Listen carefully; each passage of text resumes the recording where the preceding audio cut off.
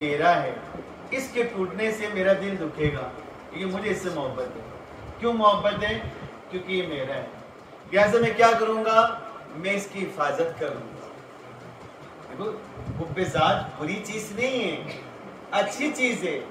اگر مجھ سے محبت نہ ہو میری ذات سے تو میں اپنی کسی چیز سے محبت نہیں کروں گا۔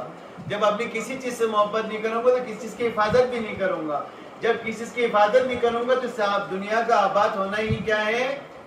اس کی دنیا آباد ہی نہیں ہوتی، پھر دنیا آگے نہیں بڑھتی، پھر دنیا میں زندگی کرنا ممکن نہیں ہوتا۔ پھر لہذا یہ جب چیز ہمیں محبت ہوتی میرے اور میری، یا میرا ہے یا میری ہے، کب تک ہوتی ہے؟ جب تک اس کی نسبت آپ سے ہے، اور جب اس کی نسبت آپ سے ٹوٹ جاتی ہے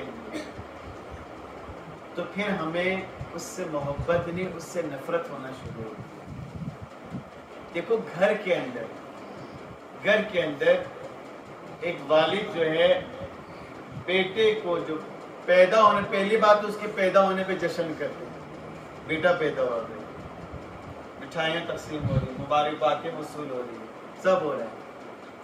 پھر اپنا سب کچھ اس بیٹے پہ خرچ کرتے ہیں، سب کچھ، یہاں تک کہ بیٹا کیا ہو جاتا ہے؟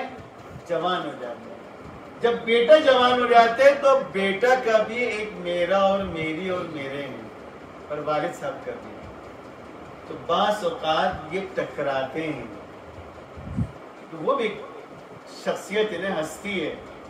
اچھا باپ اتنے عرصے میں یہ بات یاد نہیں کرتا، دین سے سیکھتا نہیں ہے۔ کیا نہیں سیکھتا دین سے؟ دین آپ کو بتائے گا کہ بھائی یہ بیٹا بالغ ہو گیا ہے، جوان ہو گیا ہے، اب یہ ایک الگ شخصیت کا نام ہے، ایک الگ ہستی کا نام ہے، اس کی اپنی بھی ایک دنیا ہے، اس کی اپنی بھی ایک پسند اور ناپسند ہے۔ آپ کو اس کی ناپسند اور ناپسند کا بھی احترام کرنا ہوگا ہر صورت میں۔ آپ اب اس کے اوپر اپنا پسند اور ناپسند زبردستی لاگو نہیں کر سکتے۔ ہاں آپ کا فریضہ ہے کہ اس کو نقصان اور فائدے کا راہ دکھا دیں، اس کو بتائیں دیکھو یہ نقصان دہ ہے اور یہ فائدہ مند ہے۔ بعض اوقات ہمارے گھروں کے اندر چھوٹی چھوٹی چیزوں پہ لڑائیاں ہوتی ہے، باپ بیٹے میں، بھائی بھائی میں، کوئی بڑی چیز نہیں ہوتی ہے، وہ چھوٹی چیز پہ کیوں لڑائی ہوتی ہے؟ کیونکہ وہ وہی نفسانی عمل ہے، میرے کے اوپر لڑائی ہوتی ہے۔ اصل میں میں نے کہا ہے یہ بات، میں نے جو کہا تھا وہ ہونا، جو میرا پسند ہے وہ چیز ہونا چاہیے، کیوں نہیں ہوا؟ علاج کہاں ہے اس کا؟ اس کو برابر کیسے رکھنا ہے؟ تو آپ کو دین بتائے۔ کہتے ہیں کہ گھوڑا جو ہے اس کو آپ نے اگر کہ پانی کے نہر کودوانا ہے، چھلانگ لگوانا ہے اس کو، تو اگر پانی صاف ہونا اور گھوڑا قریب آ کے دیکھ لے اندر اور گھوڑے کو خود کی اپنی شکل اس میں نظر آئے تو گھوڑا کبھی بھی وہاں سے آگے چھلانگ نہیں مارے گا۔ اب جتنا مارے پیٹیں اس کو، وہ کودے گے نہیں آگے جب اس کو اپنی شکل نظر آئے گی۔ تو کہتے ہیں کہ پھر کیا کیا جائے؟ کہتے ہیں کہ اس پانی کو گدلا کرو، تھوڑا سا مٹی ڈالو، اس کو ذرا مٹا دو۔ اب آپ گھوڑے پہ سوار ہو کے گھوڑے کو چھلانگ لگوائیں گے تو وہ کود جائے گا اس طرف، ورنہ نہیں کودے گا۔ انسان کی میں بھی نا بالکل ایسے ہی ہے۔ دنیا کی تمام فساد، گھر سے لے کے، خاندان سے لے کے، محلے سے لے کے، کاروباری دنیا سے لے کے، ملک سے لے کے، تمام فساد کی جو جڑ ہے وہ میں ہے۔ اصل میں نے جو کہا ہے وہ ہونا چاہیے۔ جسے میں نے آپ کو مثال دی نا، آج ہمارے، کیونکہ میں اپنا مفاد چاہتا ہے، صرف پوری دنیا قربان ہو جائے تو ہو جائے، لیکن میرا مفاد ہر صورت میں پورا ہونا چاہیے۔ تو آج امریکہ کا بھی ایک میں ہے، وہ میں کیا ہے؟ وہ میں یہ ہے کہ دنیا پہ میرا تسلط ہو، دنیا میرے حکم سے چلے، دنیا میری پسند کو پسند کرے، جو طرز زندگی مجھے پسند ہے، پس دنیا اسے پسند کرے، نہیں کرے گا تو مار دیا جائے گا، پابندی لگا دی جائے گی، رلا دیا جائے گا۔ کیوں؟ اس لیے کہ میرے پسند پہ عمل نہیں کر رہے۔ ایک نفسیاتی عمل ہے۔ علاج کا اسلام کیا کہتا ہے؟ کہتے ہیں اس میں کی جگہ خدا کو رکھو،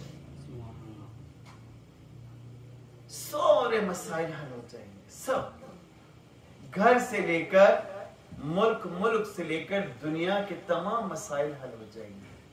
فقط اس میں کی جگہ خدا کو رکھو، کہو میں کچھ نہیں ہوں، میرا کچھ نہیں ہے، میں کسی چیز کا مالک نہیں ہوں، یہ سب خدا کی امانت ہے میرے پاس، خود میری زندگی۔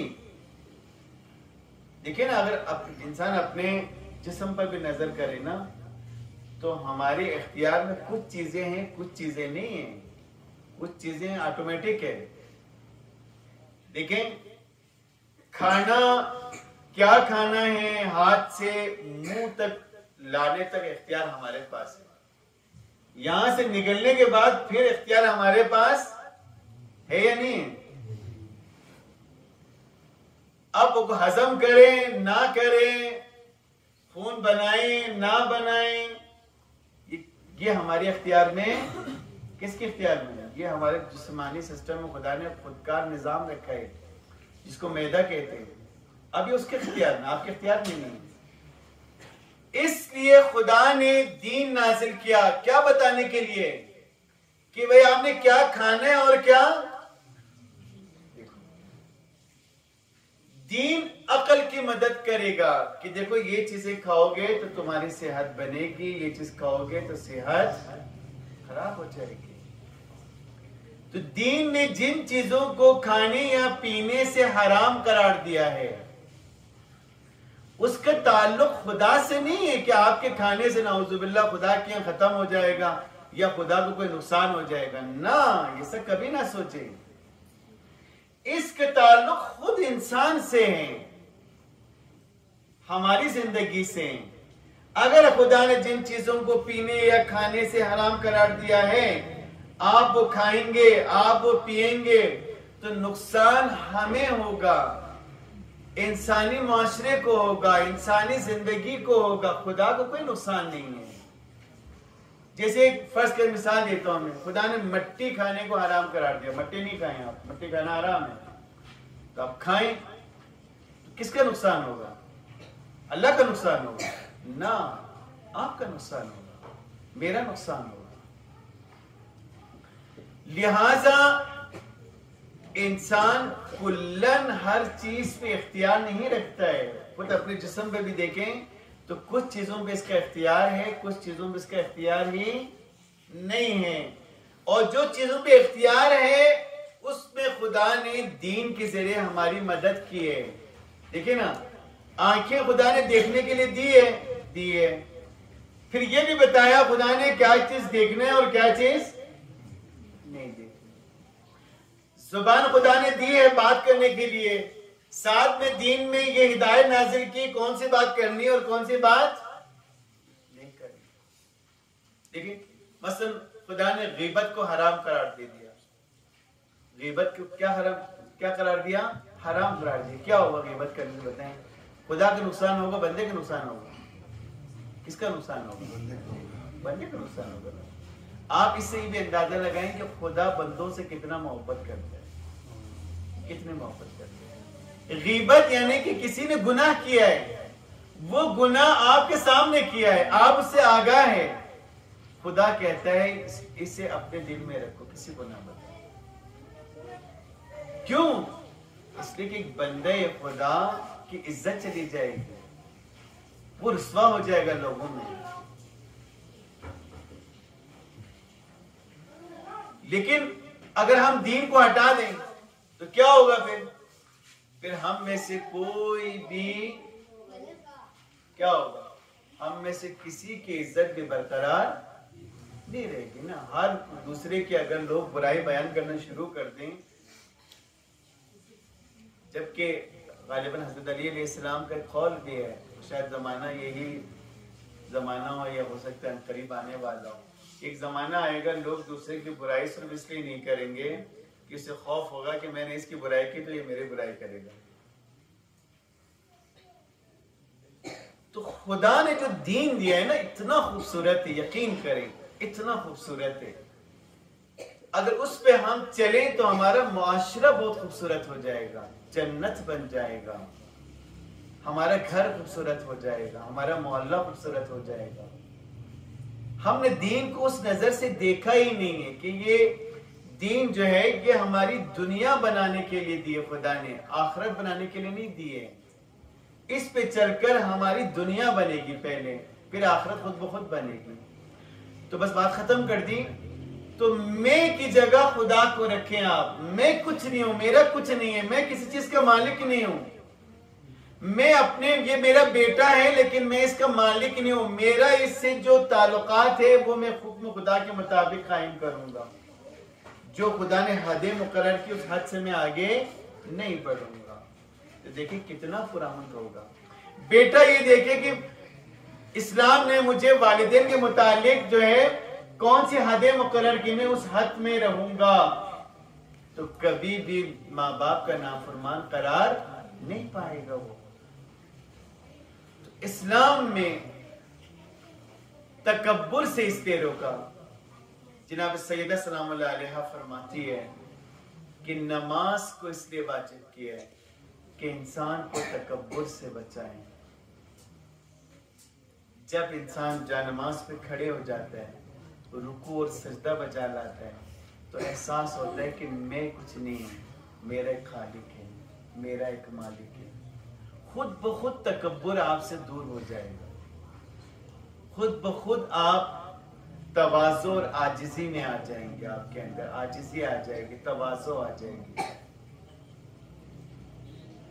اب فرض کرو کچھ چیزیں ایسی ہمارے معاشرے میں کہ ہم خود ہی لوگوں کو متکبر بنا دیتے ہیں. آپ میں سے کسی کو برا لگے تو ناراض مت ہونا، ٹھیک ہے؟ میں خود بھی اس میں شریک ہوں.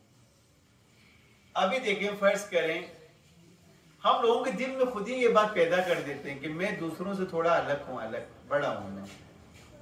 یہ بہت عجیب چیز ہے ہمارے معاشرے میں. دیکھیں اگر محفل پہلے سے بنی ہوئی ہے تو ٹھیک ہے، جیسے بنی ویسے بنی. فرض کریں ابھی ایک بزرگ آتے ہیں وہاں سے، اچھا اب ایک بچے سے بیٹھے ہوئے ہیں. ابھی تو خیر ماشاءاللہ یہاں بہت جگہ ہے تو ہم بلا سکتے ہیں، ابھی بیٹھو جگہ ہے. بعض اوقات آپ دیکھیں کہ محفل میں جگہ نہیں ہوتی ہے لیکن دو چار کو اٹھا کے کسی کو جگہ دے دیتے ہیں. اس کے دل میں نا خود بخود یہ بات آ جاتی ہے کہ میں دوسروں سے تھوڑا سا الگ ہوں، میری حیثیت دوسروں سے بڑھ کے. اچھا دعوت ہوتی ہے گھر میں، ایک عام افراد کے لیے ہوتی ہے، اسی دوران کوئی خاص فرد آتا ہے تو پھر ہم فوراً اس کے لیے ایک الگ جگہ کا اہتمام کرتے ہیں. کیوں کرتے ہیں ہم؟ کیونکہ ہم سمجھتے ہیں کہ وہ ان افراد سے ایک الگ حیثیت رکھتے ہیں. ہم اس کے دل میں خود بخود تکبر پیدا کر دیتے ہیں. وہ اپنے آپ کو دوسروں سے خود بخود بڑا سمجھنا شروع کر دیتا ہے. وہ سمجھتا ہے کہ میرا دوسروں سے تھوڑا سا الگ اسٹیٹس ہے، میں ان عام عوام سے ایک الگ حیثیت رکھتا ہوں. پیغمبر خدا صلی اللہ علیہ وسلم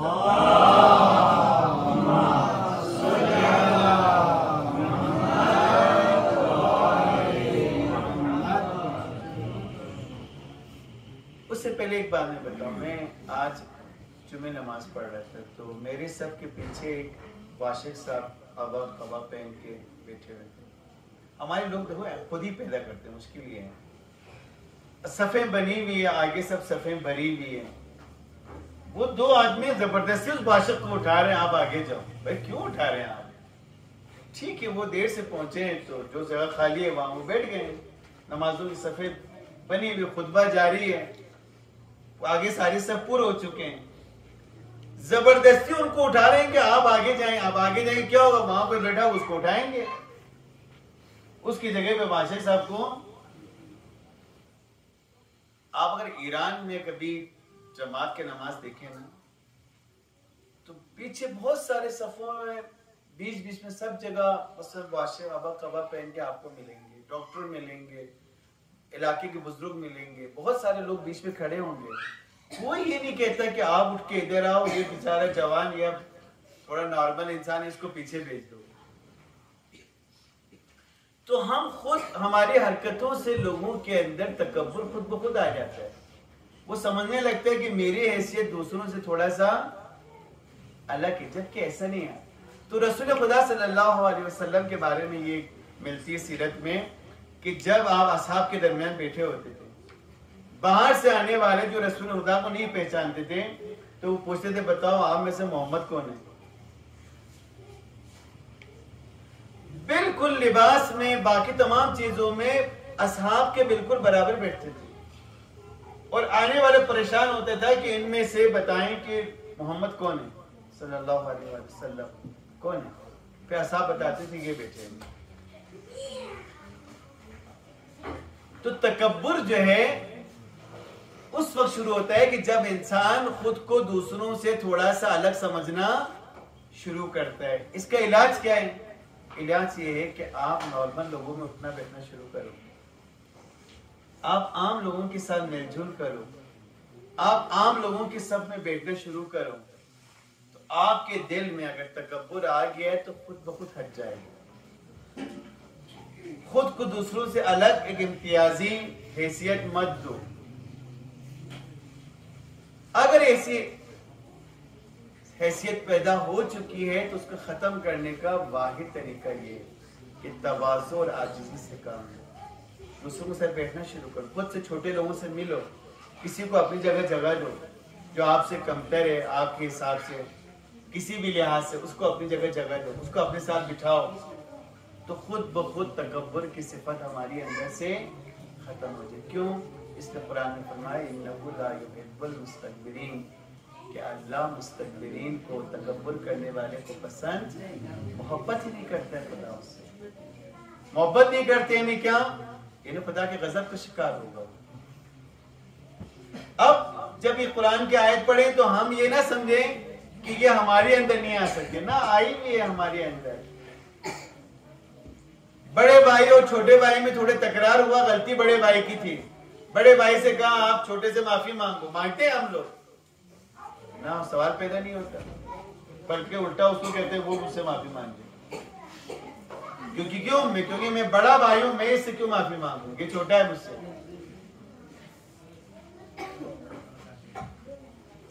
مشکل ہوتی ہے کہ ہم معذرت کریں کسی سے کہ بھائی میں مجھ سے غلطی ہو گئی، معذرت، میں نے آپ کے حق میں زیادتی کی تھی۔ یہ لفظ معذرت بولنا ہمارے لیے پہاڑ کے برابر لگتا ہے۔ کیوں لگتا ہے؟ کیونکہ میرے اندر تکبر ہے، میں خود کو اس کا حقدار سمجھتا ہوں، یہ میں نے زیادتی کی، میں نے ٹھیک کیا۔ یہی وجہ تھی کہ امام موسیٰ کاظم علیہ السلام کے زمانے میں جب ہارون رشید تخت پہ بیٹھا ہوا تھا، حکومت پہ بیٹھا ہوا تھا، کرسی پہ بیٹھا ہوا تھا، شہید باقر صدر ایک بہت خوبصورت جملہ ارشاد فرماتے ہیں، اگر اتنی بڑی سلطنت جو ہارون رشید کے پاس تھی ہم میں سے کسی کو بھی مل جائے تو نہیں معلوم ہم کتنے موسیٰ کاظم کو قید کر لیں گے۔ ہاں، یہ چیز ایسی ہے، تکبر اور حسد کی بنا پر ہم نہیں معلوم کتنے امام موسیٰ کاظم کو قید کر لیں گے اگر یہ سلطنت ہمارے ہاتھ آ جائے تو۔ اس کے لیے بہت ضروری ہے کہ خصوصاً سفر کے ایام میں، مجالس کے ایام میں ہمیشہ کہتا ہوں کہ وہ جو ہمارے 10 دن کی مجلس ہوتی ہے اس کے بعد جو مجالس ہو وہ اس طرح سے ہو کہ ہم بات کر سکیں، ایک دوسرے سے سوال جواب کر سکیں، کوئی مشکل بات ہے تو پوچھ سکیں اور اپنے اصلاح کریں، یہ بہت ضروری ہے۔ ہم میں سے سب ناقص ہے، یقین رکھیں، ہم سب ناقص ہیں، بس ہمارے اندر گنجائش ہے اصلاح کی، کمال کی طرف جانے کی، لیکن پہلے یہ ماننا پڑے کہ ہم ناقص ہیں۔ دعا کرتے ہیں پروردگار، بڑا وقت زیادہ ہو گیا آج، دیکھتے نا جب تھوڑا سا